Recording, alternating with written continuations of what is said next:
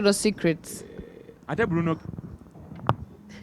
Just argue about things on a mutufu, on a see mutufu, but that was like a detailed conversation. If we can still have more conversations like this, I think we're going to have a solution to whatever we've been fighting for. They said from 2010, but I remember these fights were way back, from Save Ugandan Music to National Theatre. That was a deep talk. We're sending all the videos to UNMF, Kenzo and Beta, so that they also give us why this take ategena mu parliament itamu state house. That was like the biggest banger. Niraki watuwa panado atenga twagala taka. Today we are at ABM Music Camp. Now if I can explain a music camp, these guys have done something brand new in Uganda, because first of all they have this where they're getting all traditional instruments mixed into studio, basically from Madungu to Ngalabi to this Teso thing. Now imagine this equipment into a musical beat. I'm super duper excited to listen to what they've created with all this. Then they also have like a rehearsal hub, like live band rehearsal hub, but at the same time you can record your rehearsals. So it's like a big hub. Then kids that want to learn piano, kids that want to learn drums. This could say, I came here the last time I was here, I don't know how many years, but we're producing a song here. It was Tala Remix, Pia Pounds. It was, we had Tala Remix with Hayes. I came here and it wasn't this big, but it's super impressive equipment. They tell us yesterday, they did an All-Star song. If you remember songs like Hey Mr. DJ, they did an All-Star song that featured UNMF again. So many musicians. I saw some videos. I saw Element there. I saw Tonics there, Lillian, Kenzo, Karen Antongo, to name. Give us a list.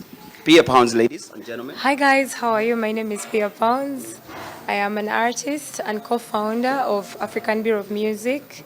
So yesterday was one of the best days. We had an all-star song.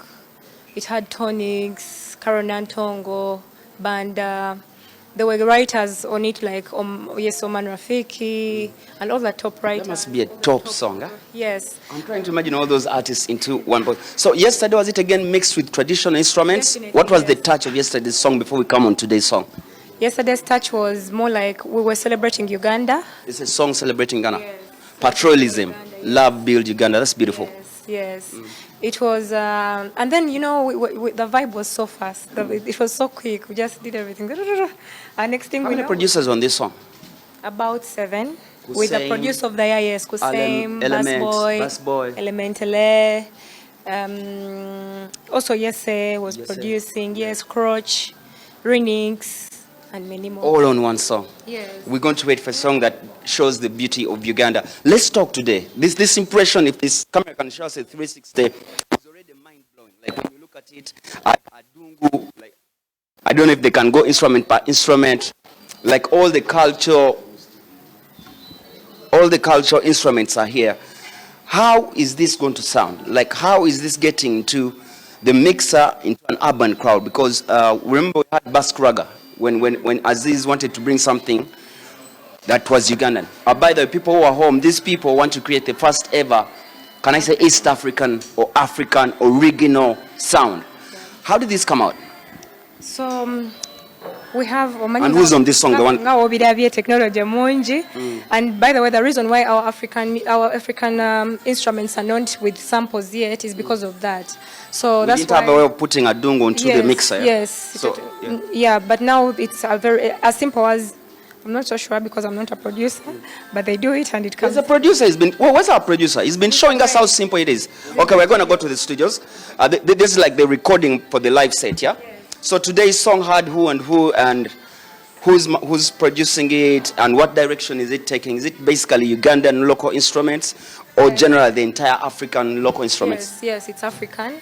And today it's Pia Pounds, Tracy Melon, and those beautiful girls over there that they're not there anymore, but there is one called Jassy. So today was females and those mostly coming up.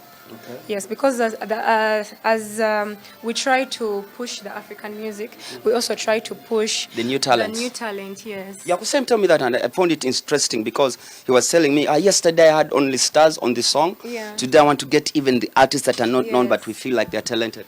Yes, because I come out of Kusemi's hands as an artist, and I was very much belittled. People thought I would never make it, and I've seen him make people like Azawi, people like Fefe Busi, and the list goes on.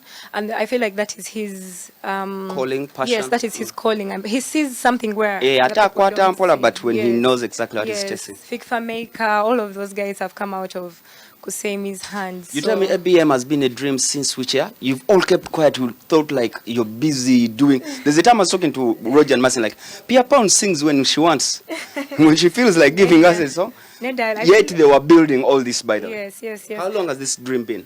It's now 5 years. We started in 2019, and then we hit the pandemic, of course, so it wasn't easy. And then out of the pandemic, we were like, because we got a hit song out of the pandemic, God was so merciful. And then after that, it was like, okay, now we have to make sure this dream comes to life. Yes. It's quite costly, it's quite expensive. Things you're seeing here are totally, this man, totally expensive. This man has surprised. I swear it's our bottle. This man is making a sound. Okay, just explain this machine, because you briefed me, but I think somebody should get how this works. Well, this is a Swedish machine called OP1. It's a company called Teenage Engineering. It's a Swedish brand. Makes all these equipment that we brought to this studio for for you guys to explore and use, and it's very it goes very deep. It's kind of simple. It looks kind of like a toy, but it has a lot of features, which is kind of deep. You know, the interesting part of it is, if you record anything on this, let it be a cow like making noise, a child crying, an elephant yelling, a bird, whatever. He has a way of making that sound into a beat. So I think let's get practical, because let's do a bit off this bottle. Okay. Yeah. I can show you. So what I do is I can record this one. So I got this Then sample after? here, and I put the start point. So here's the note by itself, the way I recorded it. And then you can arpeggiate it. Wait a minute.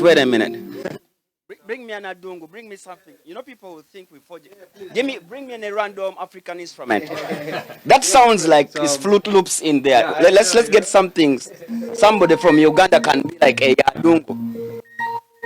So you simply add other things, melodies and chords. You can do. You can use this. Yeah, try this. Let's try this. We're trying to find the original African sound. They've invested all these machines for us to find the original African sound. Okay. What you do is note here. So this is Adungu, yeah? Kusem. Okay. We're using Adungu to find if we can go global with it. Yeah.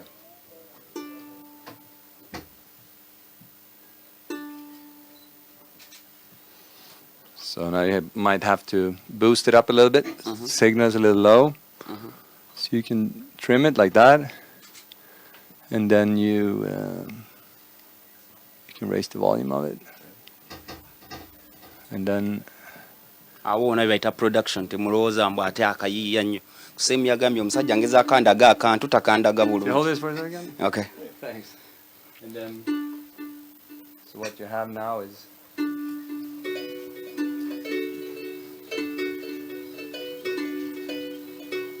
Wow. It sounds good, eh? Yeah.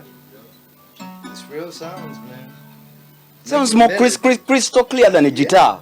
Melodies. Do people home listen to this? This is great, Kusem. Nice meeting you, my brother. Please make sure this man learns it, yeah? He's our boy. He's on to take us to the next level. He's complaining you only press when you're alone. When it comes to learn, you add effects on it.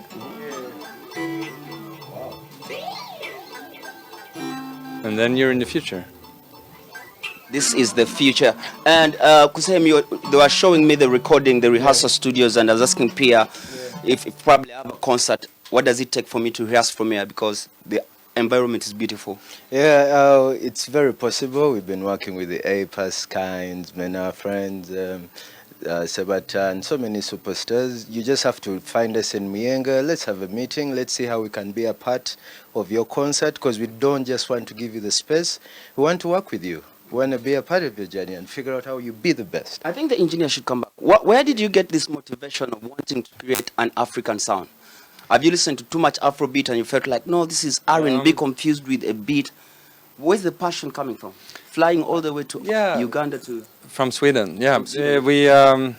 I mean, I've been listening to a lot of music from this region, like East Africa, and, for a long time, and I've been really into that stuff. And I've only been a couple of times to Africa, but and I got this opportunity to join this trip, and it was like a dream for me to be able to be here and to actually see everything in action, like the way it's been, how it's recorded and how it's being produced. Because once you just listen to it, it's very hard to understand how it's made, you know. To just witness a couple of sessions here, to see the way people interact and how it works, it just opens up my eyes so much about, and you know, you learn so much about. I think the biggest difference is the way we do things. It's like this, the rhythms and everything you can sort of get into by listening and learning. It's just it's a very different way that we're used to, the way we do things. And you have your click. Before I run for the news, they said you're among the directors of this. Just like in 2-3 minutes, what's the dream like? Somebody's asking themselves, why fly from Sweden to look for sound? Why do ABM music camp? The real question is why not? No, but, yeah, I like that. But I think there is a, like Patrick is mentioning here, there is a very clear curiosity from our side to learn, to get inspiration, to find new sounds and new ideas and find new collaborations. Looking at this globally or Africa particularly? No, now we're looking to Africa. I mean, I'm one of the founder of this African Bureau of Music, and we here believe that maybe the next couple of 10, 20, 30 years, culture expression will come mainly from this part of the world, and we want to be part of that. With the Pearl of Africa, we have to run for the news. I had to talk to so many other people, say hi to us. There are a lot of people who are behind this, and after that you call the news. Yeah, you know, we'll be like, Mawulide, you know Luganda? Yes, I know Luganda. Okay. Hi guys, how are you all doing? My name is Tracy Mellon. I'm an artist, and I'm so glad to be a part of the ABM Music Camp. There's a lot of creativity happening down here, and thank you so much for coming here. Kati tugende Mawulide. Yeah, this is a great initiative. High five, Kusem.